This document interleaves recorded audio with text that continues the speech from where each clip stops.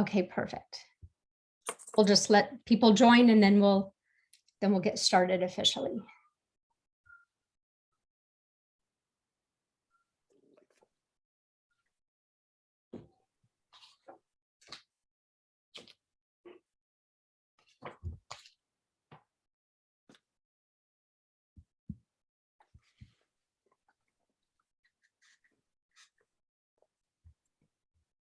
They keep coming. All right. That's good. It's a good sign. Join the party, everyone. So there was a bottleneck of some sort. Yes. Okay. I love the connection up. Yeah, oh, perfect. Thanks. All right. Okay, so as people are coming in, then they could just jump on and they'll jump right into the conversation. But first, I just want to introduce myself. I'm Holly Gomez from Park Road Books, and we are so thrilled to have Gavin Edwards here talking about his new book. And I'm going to say it, Bad Motherfucker. I had some people say, you're not going to say the title, but yes, I am. And we are so excited for this book and just to hear all about Samuel L. Jackson. So just a couple things to go over first. If you look to the bottom of your screen, you should see a Q&A and then a chat button. So if you have any questions for Gavin, you can put them in the Q&A and then he'll get to them. We'll kind of look at them throughout the webinar and see, if they want to take a break or to answer questions, or we'll leave them for the end, depending on what they want to do. If you want to add all your comments in the chat, excellent book. I can't wait to get my autographed copy. Congratulations. You can do that in the chat also. So before I introduce the two of them, they make me do this. I have to remind everybody that Park Road Books has a zero tolerance policy in regards to harassment. By attending our virtual event, you agree to our code of conduct. Anyone violating these rules will be expelled from this event and all future events at the discretion of the organizers. Okay, that being said, let's get to the good stuff. So our author tonight, as you know, is Gavin Edwards. He is a New York Times bestselling author and the editor of 12 books, including The Tao of Bill Murray, Real Life Stories of Joy, Enlightenment, and Party Crashing and Kindness, and Wonder, Why Mr. Rogers Matters More Now Than Ever. I think you need a little shorter titles. I mean, I love them, but that's just a mouthful for me right now. He has also written numerous publications, including the New York Times, Washington Post, Vogue, GQ, Details, and Rolling Stone. In the name of journalism, he has hiked the Great Wall of China, inhaled with Snoop Dogg, and participated in the world's largest tomato fight. He lives in Charlotte, North Carolina, with his wife and 2 children. Our host tonight is Rob Sheffield. He's a writer for Rolling Stone, where he has covered music, TV, and pop culture since 1997. He is the best-selling author of Love is a Mixtape, Talking to Girls About Duran Duran, and other books, including Dreaming the Beatles, The Love Story of One Band, and The Whole World. He lives in Brooklyn, New York. Okay, I'm going to let you guys take it away. Don't forget, if you have any questions, you can put them in the Q&A or in the chat. Have fun, guys. Thanks. Thank you. Thank you so much. Gavin, congratulations on this amazing book. Thank you, Rob. Yay. You've written so many amazing books, and so I'm used to saying this, but you blew me away with this one. You blew me away with all of them. But this one, you did so fast. It's so amazing. How did this project begin for you? So this project began with my son Dashiell lobbying for me to do it for over and over. That because he knows that when I do a book, I will end up seeing every movie by the person I'm writing about. So if it's Bill Murray or if it's Tom Hanks, like I'm going in, I'm going to see everything down to the last cameo. And sort of Dashiell, when it started, was sort of, I think he was in 6th grade. And he knew that if I did this, it meant I would be watching so many of the Marvel Comics movies. And he just his eyes lit up that, like, we're going to get to do this. But the story of the book from his point of view is that when I began the book, he was an MCU fan. And by the time I finished the book, he was a Quentin Tarantino fan. So you definitely sort of like surfed the curve of Sam Jackson's career as I was doing it. That's amazing. Yeah. And it's well, you did this book during the pandemic. I did. I started it just as like sort of like lockdown began.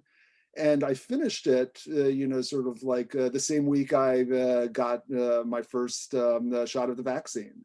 And we at the moment I did that, I'm like, it's all over. And obviously the world is more complicated than that. But like actually in the acknowledgements, I have this like line. So how was your pandemic year? Like fully thinking everyone had a year, not how was the first year of this slow rolling thing that we're all living through.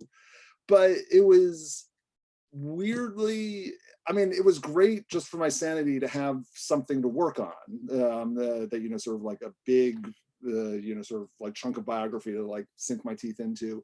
But it was also great that, sort of like as part of that full body contact with like the entirety of Samuel Jackson's film career, he's made over 140 movies and I saw them all. And so there was just this like very steady drumbeat of, sort of like, I know just about every night I'm going to be watching a movie he was in, and some of them are going to be all-time classics and some of them are going to be turkeys, but no matter what, like he's going to show up and he's going to do his fucking job.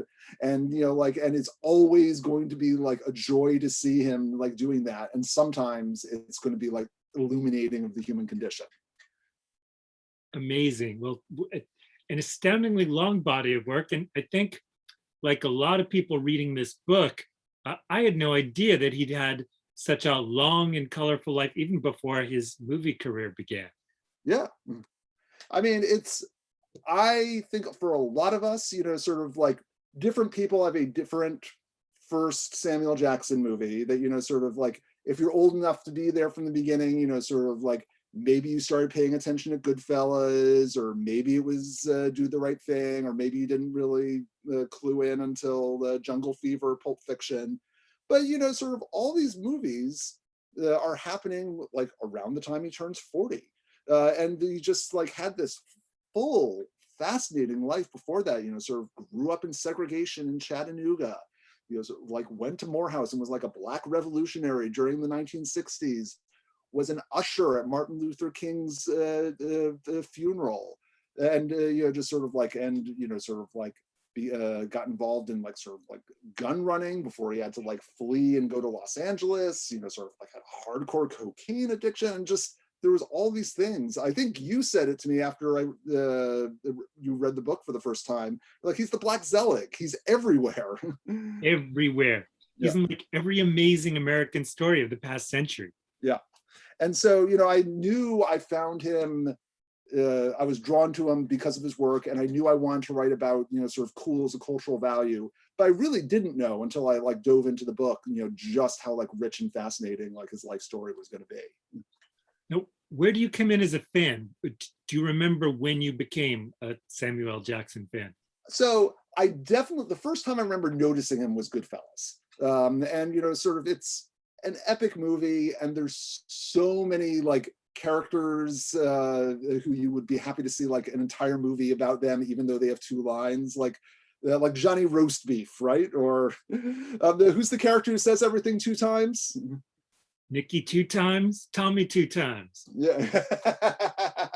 Get the papers.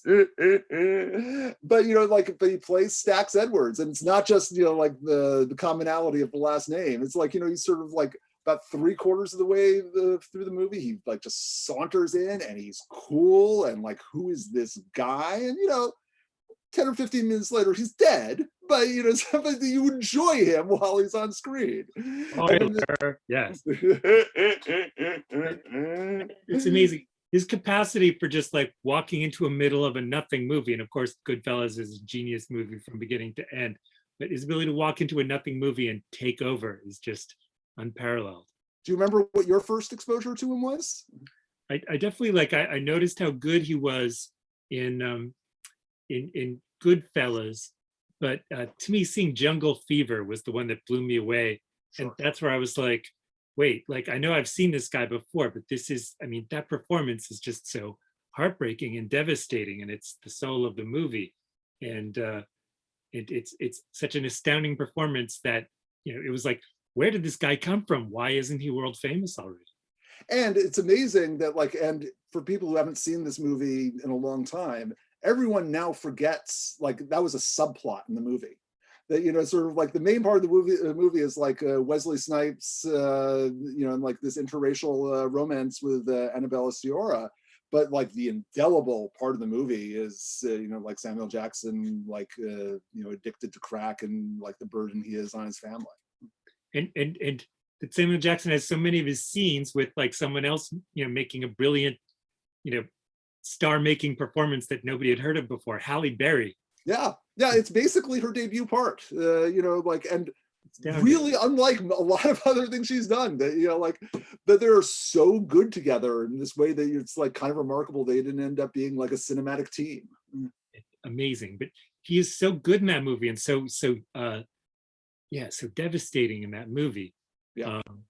And that's really where I just became kind of fascinated, and where I realized, you know, at a very crude level, that I'd seen him in other movies. And I remembered having seen him in Sea of Love. Mhm. You know, not a great movie, but Yeah. like he's certainly memorable in it, even though I think he does have literally 2 lines in it.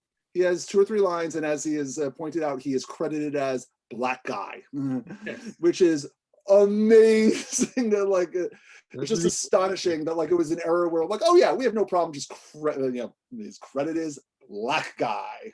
Yes, and he is the only Black guy in the movie, and he's so amazing in his, you know, 2 lines. Yeah.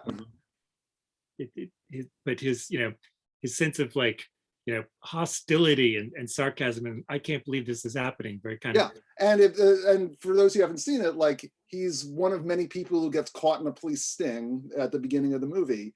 But you know, his 2-3 lines, he's going toe to toe with Al Pacino, and you know, like he totally holds his own. It's like, oh, this is like a guy who can hold the screen with like one of like the great actors of our era. Yeah, absolutely. He's just, yes, he's just absolutely incredible. And of course, you know, once Pulp Fiction happened, you know, he was at a whole other level.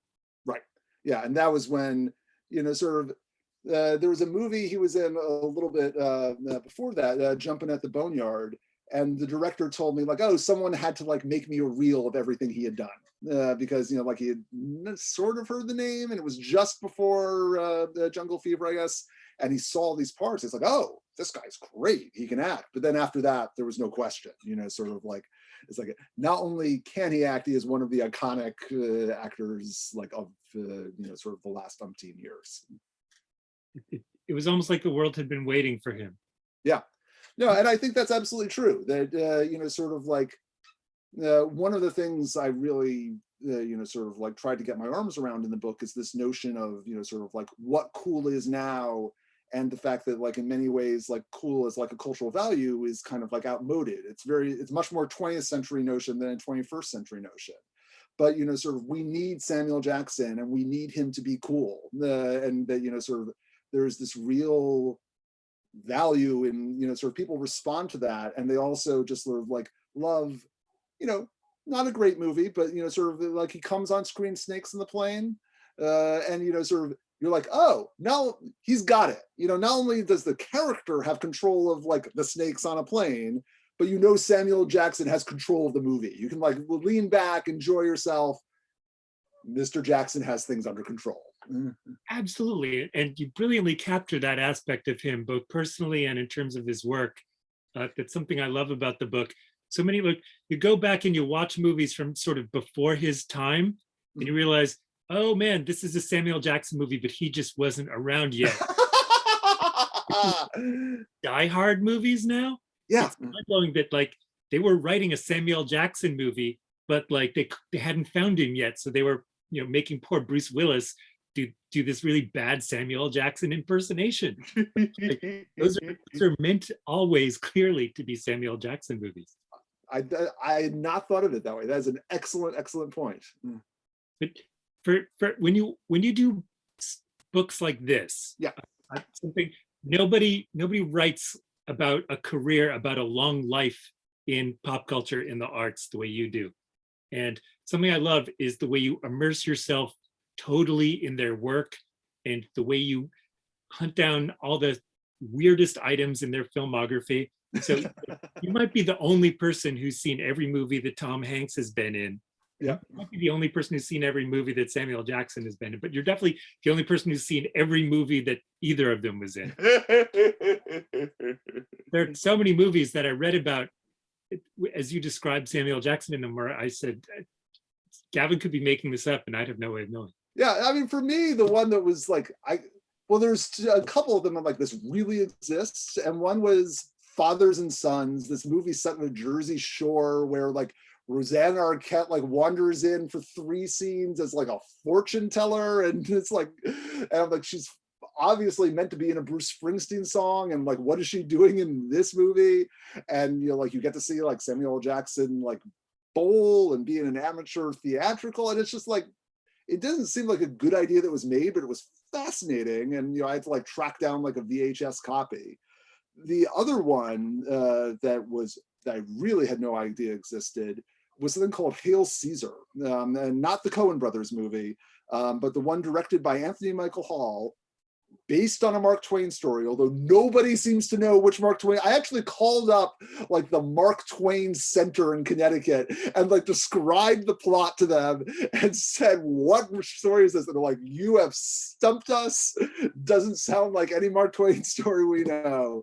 And Samuel Jackson, you know, sort of like, and there's 2 like star cameos in this unbelievably terrible movie starring and directed by Anthony Michael Hall.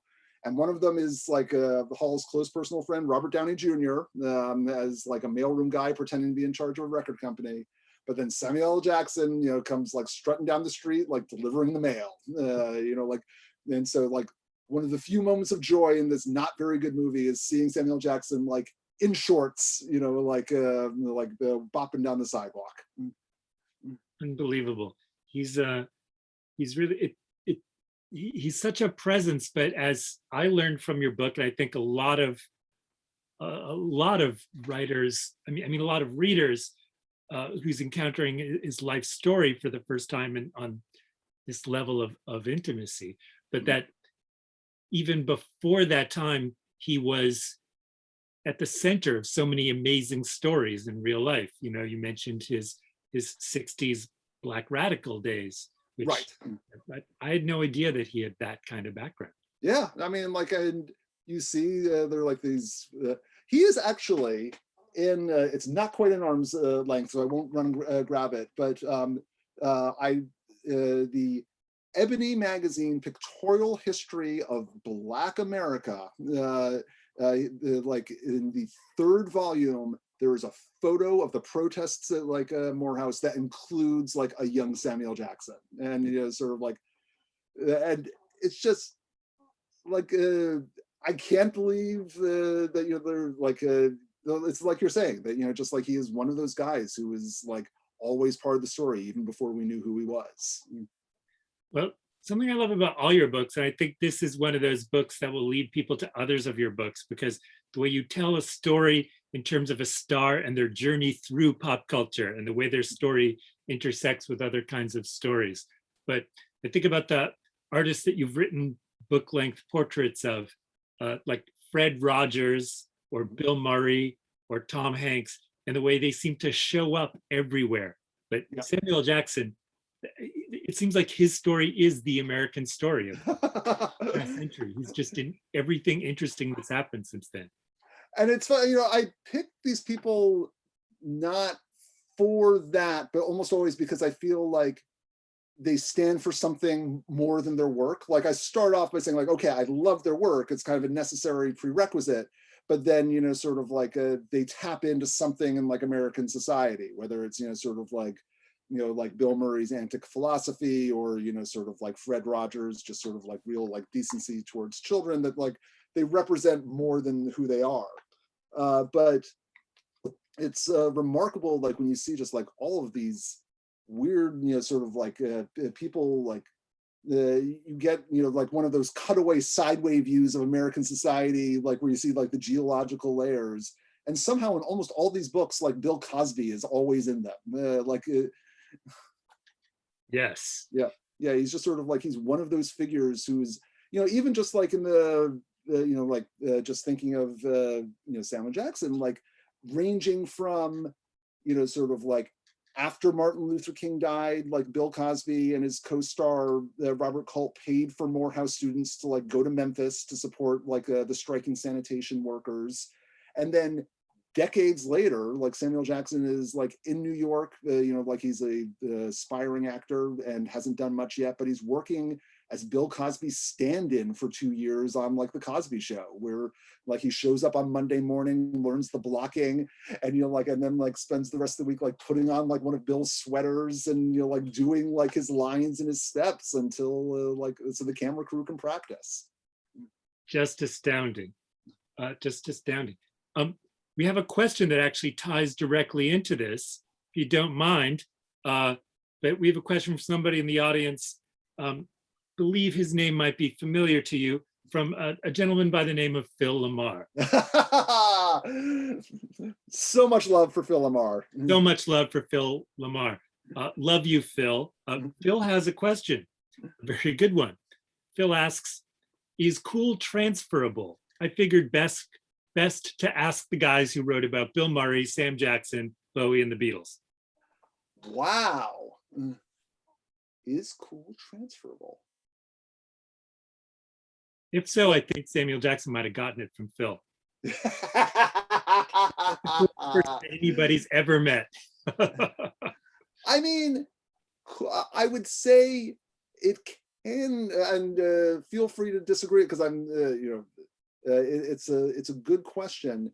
You don't necessarily start off cool, right? Like cool can be something you learn that, sort of like, whether it's because, you're sort of like, you're young, like George Harrison, like learning to be cool by hanging around like older John and Paul, right? Or, sort of like, and he certainly ends up cool. And Samuel Jackson like said about himself that he started out not being cool, that sort of like he thought of himself as kind of like a deeply square guy, but it was like something he acquired from his roles, and I think he underestimates how much cool he had, but sort of like being cool on screen, I think he like leaned into how much that could make him cool in life.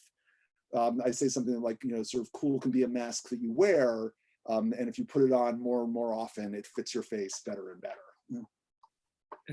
Fascinating. And what you're saying about his career, it really connects kind of to Bowie in a way, that his career is kind of interestingly shaped like David Bowie's, particularly in that they were both kicking around being super charismatic, super creative people who took a while being relative in terms of their careers, but it took a while to get discovered in terms of doing the thing that is their thing, that expresses their cool and their charisma better than anybody else.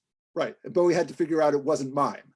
Yes, Bowie had to figure out it wasn't mime, like Samuel Jackson was in the theater for so long, but to find themselves, it was part of the artistic process for them.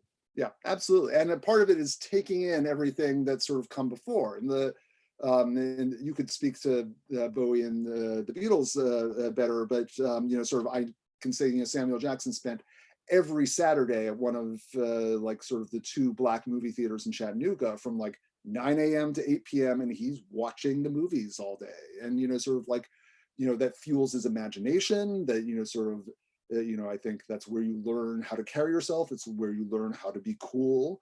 And it also hugely influences like, his choice in roles when he gets older, that, like he's in plenty of credible movies and he's in plenty of arty movies, but given a choice, he doesn't go for an Oscar bait movie. He goes for a King Kong movie, like, because that's the kind of movie he loved when he was 10 years old. And that is always the kind of movie he wants to be in. Definitely see that. Phil Lamar, who posed this question, of course, the man who did the audio book, amazing work, Phil. brilliantly. Yes, Phil also has the honor of having been shot in a car where Samuel Jackson was driving. Samuel Jackson went over the bump, so he's really kind of responsible. And I see he mentions that he has a friend in one of Samuel Jackson's movies who didn't remember doing it, Magic Sticks. I'm going to guess that's Lauren Tom, who played Amy on Futurama. Yes, Phil's also in Futurama. Phil is the coolest. Phil is the absolute coolest. But I love that, as Phil says, the cuts are so deep that Phil, that someone like Samuel Jackson has a discography that's so far flung that somebody can be in a movie called Magic Sticks, not even remember. You might be the only person who remembers seeing Magic Sticks. As far as I can tell, Magic Sticks never came out in the English language. Like I actually said, like I watched the German dub, but which you all can do as you like, sort of it's on YouTube, but I wouldn't recommend it. But Samuel Jackson, he just has that, that immediate presence. I once was writing something about Neil Diamond, and I said kind of fancifully, but if you were going to make a movie about Neil Diamond, the only person you could cast in the role is Samuel Jackson, because he's the only one who can belt the last line of a verse, like love on the rocks, like who else is going to do? Just Neil Diamond and Samuel Jackson. Only two people could deliver that song. I love that. I love that so much. He's just, is it too late to make this happen? Yes. The way he can take any line and make it so authoritative just by raising his voice, and that like astounding. I mean, it's always weird to think how that verse in the Bible was sitting around unnoticed by anybody until Samuel Jackson, Tarantino putting it in the Pulp Fiction script, but it took Samuel Jackson reciting that passage from Ezekiel to burn it into everybody's brains. It's been, I mean, I was, sort of like a Pulp Fiction fan from like, the moment I heard Misirlou playing the first time I saw it. And one of the things, sort of about doing this book was learning like, oh, it's not just me. Like I knew it was popular, but I don't think I'd fully appreciated like how central it was to like so many people and to so much of sort of like Jackson's identity. And some of this is just in sort of like the way like discovering like, oh, if you go looking for like Samuel Jackson gifts, 9 out of 10 are going to be from Pulp Fiction. Like people like, they want to see him eating the cheeseburger. They want to see him, sort of drinking the tasty beverage. But the other thing was seeing how many other of his movies refer to it in one way or another. That, just sort of like, even like, weird like animated movies like Astro Boy, like there's a moment where like these robots open up a suitcase and it's glowing, and that is like the joke is because there's a flashlight inside. Or in The Great White Hype, there's somebody who looks just like Vincent Vega. Like there's this drumbeat of like references to like people like they want I don't know if cool is transferable, but people very much want the cool of Pulp Fiction to be transferable.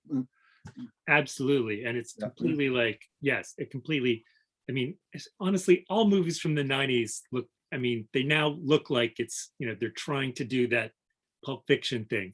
Yes.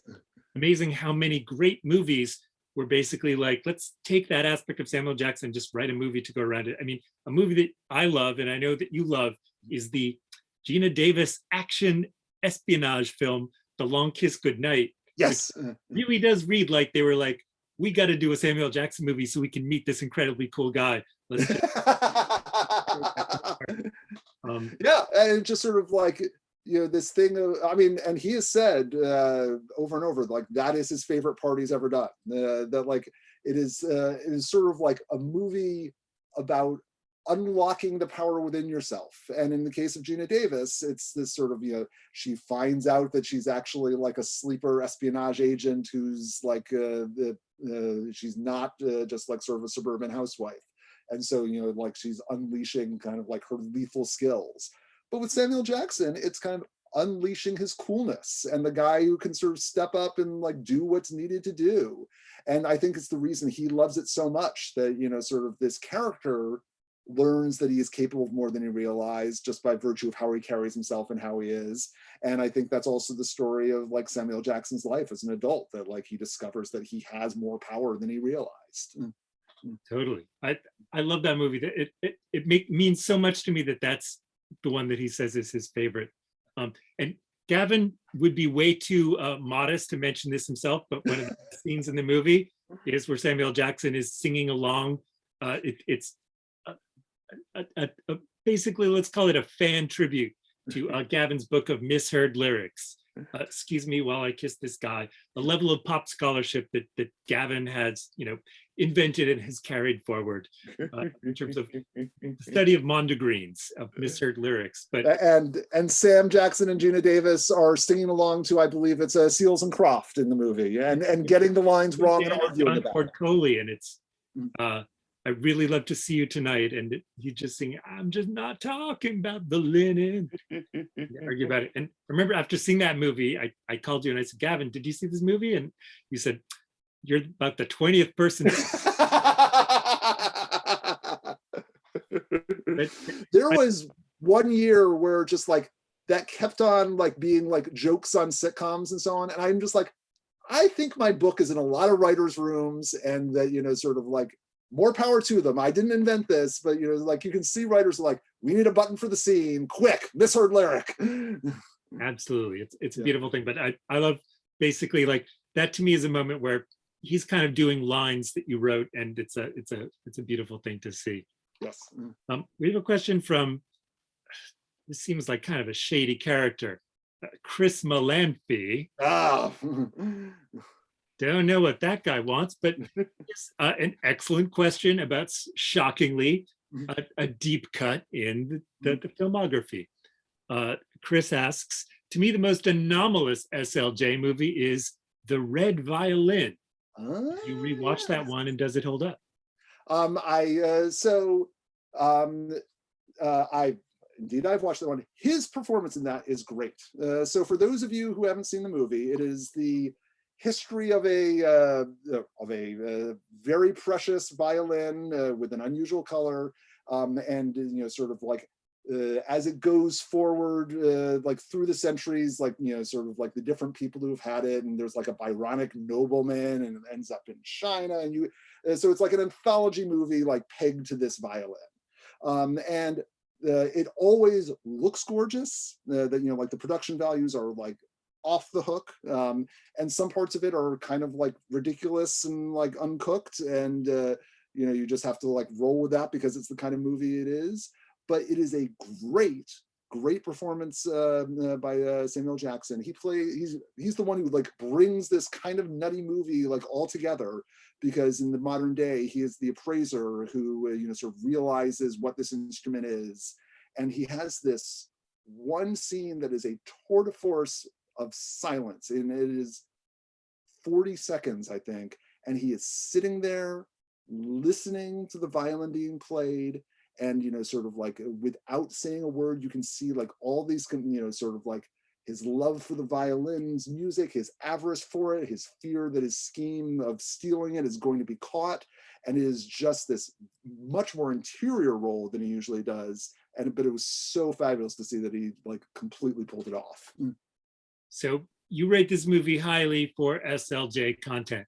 Yes, yeah. So like the movie itself, sort of like I think my rating, I'd have to look up the rating. I think I gave it a 6 out of 10, but but Jackson, sort of like was like an 8 or 9 out of 10. He was like the reason you're watching the movie. That's great. He's one of those filmographies where the percentage of movies he's in where he's the reason to see it, he's off the charts in that department. Yeah, I mean, it was really interesting discovering, sort of, I realized early on I wanted to rate every movie, because I wanted like there to be like the service of, sort of you might have seen a lot of Samuel Jackson. Let's say you've seen 25 Samuel Jackson movies. Great, like you're a fan. There's so many more you haven't seen. So I wanted to like give people some help of like which ones might they enjoy seeing, and like I feel like, all right, we're going to need numerical ratings in this book. And then I realized you needed ratings both for the movie itself and for just like the raw Samuel L. Jackson-ness of it all. And sort of some of the best movies have been ones where he just sort of like shows up and like rocks the cameo. We mentioned Goodfellas. Out of Sight is another example where, I think the best movie Steven Soderbergh ever made, the best movie George Clooney ever made, the best movie J-Lo ever made, and sort of like just crackling with like intelligence and wit and romance, and he is in literally the very final scene. But like there have been so many good actors in this movie, like you need someone who can just come in and like knock it out of the park and like carry that weight. That's amazing. I love that. We have another question from a name I seem to recognize, a certain Mr. Ben Smith. Ben's question. Hey, Ben. Hey, Ben. My favorite SLJ character is Ordell Robbie and Jackie Brown. Yep. Character, his acting in the film captures all of what I love about him the best. Did you get a chance to talk to Quentin Tarantino about Samuel Jackson and this part? I've talked to Tarantino about some of Jackson's stuff. I did not ask him specifically about that, but I can tell you that Tarantino was so enamored of the role that when he finished writing the screenplay, he thought, maybe I'll play this myself, which is really kind of ludicrous. Yeah, exactly. Which, let's give him credit and say that he didn't actually play it himself, and he had the wisdom to not attempt it. Artistic hubris. Yeah. Without it, movies would never happen. That's Yeah. kind of beautiful that he really thought he was going to play that role. Yeah, but as soon as he like got over that, sort of like he knew absolutely who the right guy for it was, and it's amazing. Like even though a lot of people at the time like lumped that and Jules Winfield together, I think like Ordell Robbie is on like a whole other level of menace that sort of like you can see that maybe there's like some Ordell moments in Jules's past, but when we meet him, he's really wrestling with what that means, and it makes him a different person. Like Ordell Robbie is just, like, get out of my way, motherfucker, or I will throw you in the trunk and kill you. So yeah, those characters don't seem similar at all to me. They really different. Also, like, because Samuel Jackson is lovable in so many of his movies, like despite himself, for him to be like, just such a terrifying figure in this movie. One of my favorite scenes from any of his movies is where he's not even saying anything. He's just sitting in the car and the soundtrack is playing Johnny Cash singing Tennessee Stud. And it's such a mismatch in some ways between the song and the character, but it captures like what is there's this chill in the song, and yes, what is so terrifying about that particular killer in that particular movie. I mean, he is so like, that's another movie where just like I really savor the silences. Like, and there's another long one at the end. He's in the car with Robert De Niro, and like they've gotten swindled. Like the bag that they thought was going to have $500,000 actually has like paperback books and a towel in it. And he's like, and he says, wait, give me a second. And there's this like 20-second pause. And he said originally, the first time he did it, he just sort of like went through the thought process, and Tarantino's like, no, actually think it out, sort of like go through what you're thinking, take as much time as you want.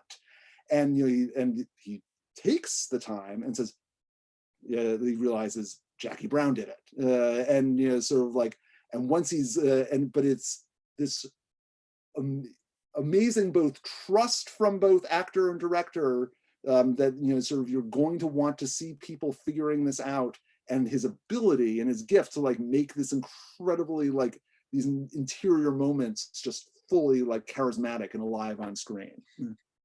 Absolutely, that's such a perfect example. Like and like the scene you were talking about in The Red Violin, his silences are something that it's very easy to overlook. Yeah, because he's such a verbal actor that sort of like he more than anybody just like really like loves like the monologues, and sort of like there's something about like you want Samuel Jackson like in full froth, and his like greatest power is just like sort of like you don't think of him sort of punching somebody, you think of him sort of taking somebody down with exactly the right line. Totally. Something I learned from your book that really kind of blew my mind about the Tarantino Jackson connection is that Jackson was considered for Reservoir Dogs in the role of the cop who is overseeing the character in the movie who turns out to be a cop, no spoilers, Right. but that was kind of mind blowing because it's kind of almost impossible to imagine him doing that role without stealing the scenes so much. Right. It- Yeah, I mean, he auditioned for the movie, and he, sort of shows up, and he's never heard of these, like, but he auditions for basically everything. He wants to work as much as he can, sort of always, but even especially then when he was like striving. And he had heard Harvey Keitel was in the movie, and he like hoped maybe he was going to be reading a scene with him. And he comes in, there's these two guys like who are reading the scene with him, and he's like, they're not very good, and they're cracking themselves up all the time, and it doesn't go well, and I have to like overact in compensation. And he finds out later on that that's Quentin Tarantino and the producer Lawrence Bender. So he's like, I didn't give a good audition, and he said, like wasn't like didn't get the part. But then eventually he sees the movie at Sundance, and he walks up to Tarantino and says, congratulations, like turned out great. And Tarantino's like, oh yeah, how'd you like the guy who got your part? He's like, honestly, you would have had a better movie with me in it. It's too funny. And yet it's funny because like that's a movie I love and have memorized and internalized so much. But it's funny to imagine him playing that character where his job is to train another character to be cool enough to pretend to be in the gang. Yes. It's almost like he's too cool. Like if he were like the cop teaching the other cop how to be undercover, he'd be like, wait, why aren't you doing this? Because you're just better at this. But that was one of the many fascinating things I learned from this. Yeah, no, it was really lovely to learn just, like the deepness of like the connection between like Tarantino and Jackson, that, like they don't make every single movie together, but you can tell that, sort of like Tarantino, like often like will write parts expressly for him. And, Jackson like loves the experience of those being in those movies so much, and like the results that he is willing to, sort of show up as like the organ player in Kill Bill, just, like, okay, there's no part for me in this movie, so let me look through the script. Oh, here's a scene where there's a guy I can play, and I've got like sort of 3 lines, but damn it, I'm showing up and I'm going to like deliver the hell out of those lines. Absolutely. Whereas Hateful Eight is that's such an amazing movie because he's in this enclosed space the entire time.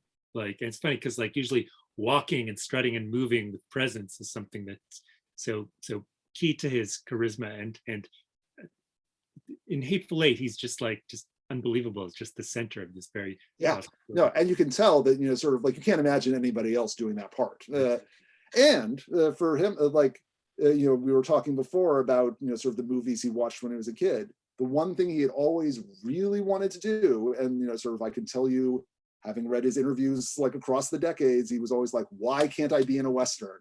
And so like it's such a like beautiful thing that this sort of like grand operatic part like was in fact in a Western, that like you got to like have like all the full accoutrements of that. An excellent question from another name you may recognize, Mr. Colin Lingle. Hello, Mr. Colin Lingle. Colin Lingle. Gavin, if everyone you've written a book about had a fight, who would win? Thanksgiving dinner afterwards, who would carve the turkey?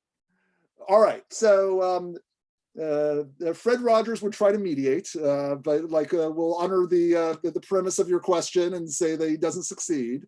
He also wouldn't eat the turkey because he was a vegetarian. He said, I just don't eat anything that had mother, that's all. And so let's see. I have to think that, sort of like, you gotta like you've got some big alpha personalities, but I don't think any of them are bigger, more commanding than Samuel Jackson. I think he is winning the fight, and I think he is carving the turkey. So he's the guy who even like the A-list has to like bow down to and like respect who he is. We've got Tom Hanks in this corner, Bill Murray in that corner. River Phoenix, oh yeah, also vegan, not eating the turkey, and I think. Love the late great River Phoenix, but he was not a guy who was going to win a fight. So he's in some fights in Stand By Me. Oh yeah, that's true. Samuel Jackson also like something like that. We saw like how good he is at Hateful Eight into like making somebody need to fight him. Like yes, like just a genius scene in that movie. But Yeah. you know, he's very good at finding something. He would find a way, I think, to get Fred Rogers into the fight. He would find. It's true that, like, you know, Fred was unbelievably unflappable. If anybody could provoke him into a fight, it would be Samuel Jackson. One of my favorite discoveries, and just sort of like, finding out how much other people like admired and connected with Samuel Jackson, was when he was introducing talent at an Michael Jackson tribute concert done when like Michael Jackson was still alive. And Marlon Brando comes up behind him and starts quoting his own dialogue at him. And, you know, just sort of like, and it was exactly as surreal for Jackson as you would imagine. That, you know, sort of like he gets people coming up to him all the time and saying, you know, hey, you know what they call a quarter pounder in France. But, you know, like when you have Marlon Brando doing it, it becomes a different thing. And they became phone buddies. Like he would call up Brando, and, you know, sort of the person answering Brando's phone would say, yeah, like, yeah, Chinese laundry. And he's like, is Marlon Brando there? Oh, yeah, sure, I'll put him on. Is there any era of Marlon Brando that would prevail in this mythical fight that Colin has asked you to envision? Oh, I mean, Marlon Brando as like on a motorcycle gang, right? Like, you know, sort of like. Good point. Yeah, it's hard to. I think, you know, like, you know, the early tough Marlon Brando, you know, sort of like, you know, or maybe the Marlon Brando who was almost the contender like before On the Waterfront starts, you know, like could have been a guy that like could have like won a fight like that. Yeah, good point. Yeah. Good point. And Thanksgiving dinner, who's carving the turkey? Fred Rogers is not eating it, but I'm sure he will have some cranberry sauce. Yeah, well, that's The Godfather, obviously, right? You know, so, yeah. Once you bring Brando into the equation, it changes the balance of power. I guess because Brando had such a long decline phase, which Samuel Jackson clearly will never have. If Right. he didn't have it, he would have had it by now, and nobody has less of a decline phase than Samuel Jackson. It is just like remarkable that, you know, sort of like, you know, he's still making multiple movies every year.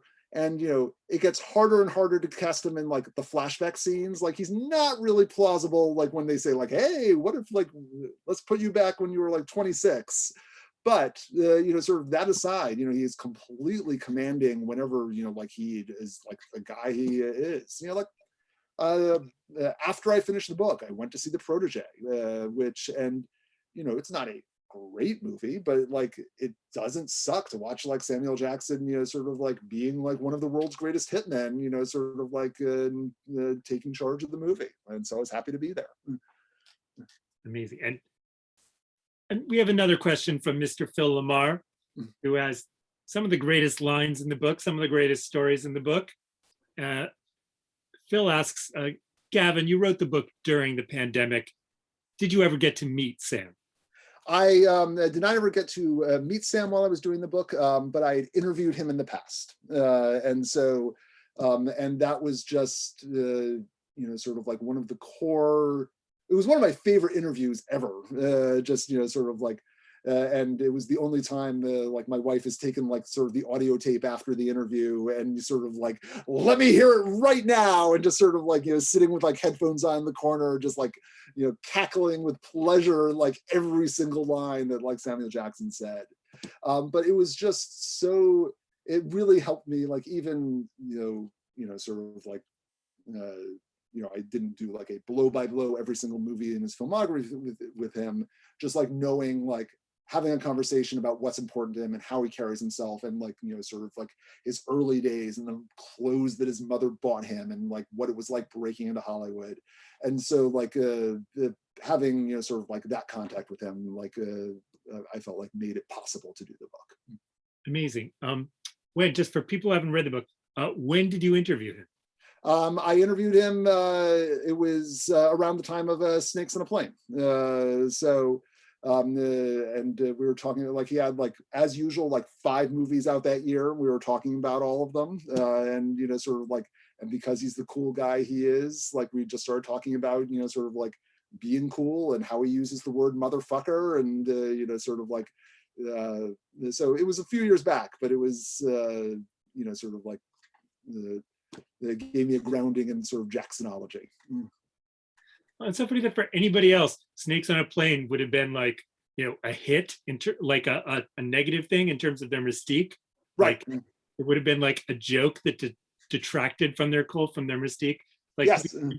that for him, that was nothing but a plus. It's just Right. No, it's just like, it made you happy. Like everyone was happy that he made this movie. Like, you know, I mean, the other movie like that, which wasn't as much of a hit, but I think of as like its spiritual twin, is like Formula 51, and which you know, sort of, it's very much like what you were saying with The Long Kiss Goodnight. It's just like, we want to make a movie where we get to hang out with like Samuel Jackson doing his Pulp Fiction thing, and like, sure, let's throw in some Train Spotting at the same time and like cross those two together, and we're just going to have a good time. And it's not like a deathless work of cinema, but it is so fully entertaining, like top to bottom. You know, just like, it makes me happy every single time I see it. So amazing. I love that. Wanted to ask about the title of the book. yes, I love how the cover art of the book does a great job of sort of just subtly occluding it without yes, with, you know, and without anything cutesy like asterisks or dashes or anything like that. It just kind of, it makes it presentable for right. store It shelves. means that, you know, sort of like people in bookstores cannot feel like they have the word like motherfucker or fucker blurring at them like all day long. The two things that like made it possible for me to write, like, so I told you that like my son had been lobbying for me to write the book for years, and I was always like, I love Samuel L. Jackson, but I'm just not sure what it is or how to do it. And the two things that made it possible were one, saying like, oh, I want to write about like cool as a cultural value, and if I do that, you know, sort of like, you know, like it makes it, his life makes more sense, and it also tells us something about who we are. And the other was, I realized the title was Bad Motherfucker, and once I had that, I was like, oh, now I can write the book, you know. So and when I met with different publishers, I would you know, sort of like, you know, some of them would be you know, sort of like, that's great, that's perfect, and there was some like, oh, we get what you're doing, but could we put in asterisks? I was like, and you're off the list. It was just real, like, I'm totally comfortable with like you seeing like Samuel Jackson's bad motherfucking head in front of the cover, but I think everybody needs to know that the title actually is, with no asterisks, Bad Motherfucker. Well, and I love that the spine of the book. Mm-hmm. I'll hold it up. Yep. Yep. Brilliant and use also of the subtitle. That it, you know, sort of just slightly different, like underneath the dust cover where it's like my name obscuring it. So like that. Oh wow, I love that.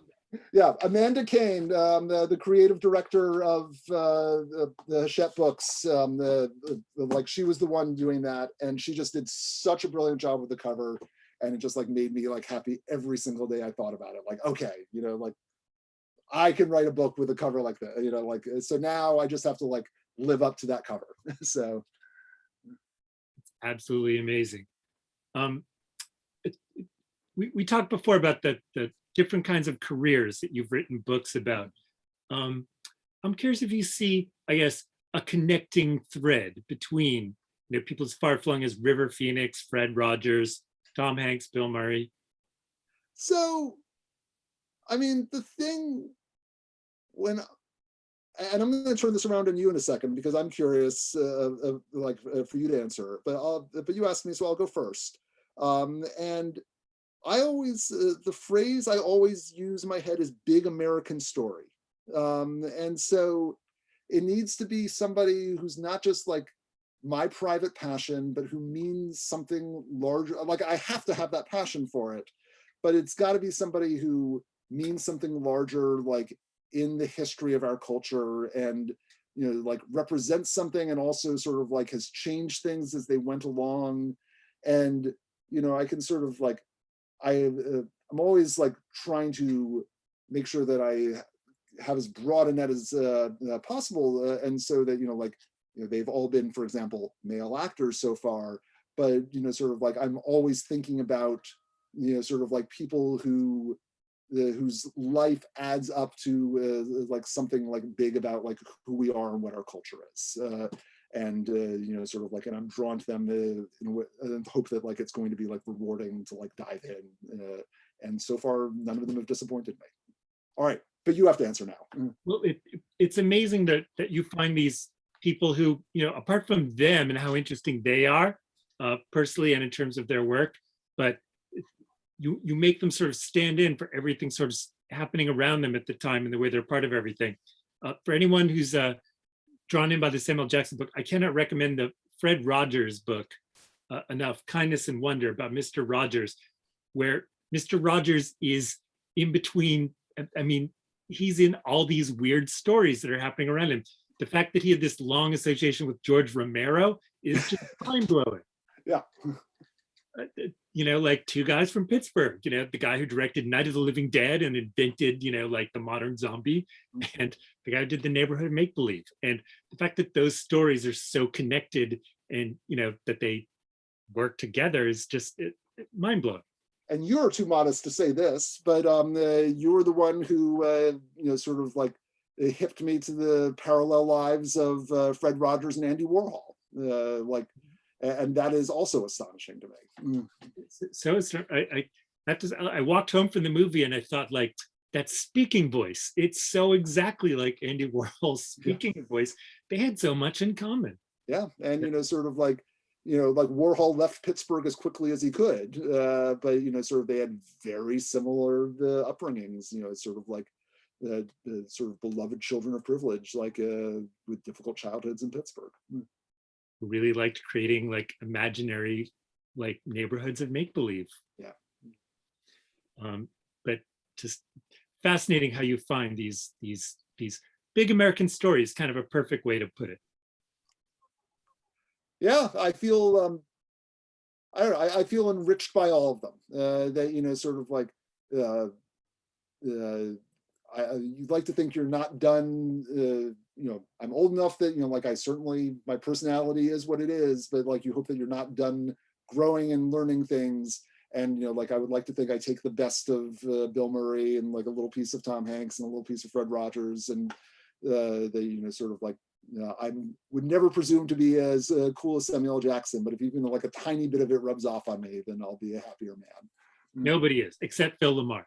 But the fact that Samuel Jackson, I guess, and this is something that you talked about before, but that he became famous sort of in his 40s, and that it's something I learned from your book that was really a revelation to me was how he grew up in era, as you said, of segregation, and that he grew up in the Jim Crow South, and like went to college during the moment where the civil rights struggle was like really like heating up, and that he was part of all these like massive transgenerational like cross-cultural moments in American history, and he's right there to the point where he's there in that room with Martin Luther King Sr.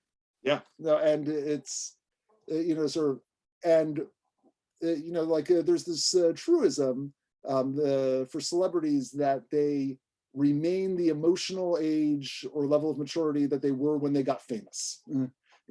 Sort of like so like you make it when you're 17, it's got a very different worldview if you make it when like you're 37.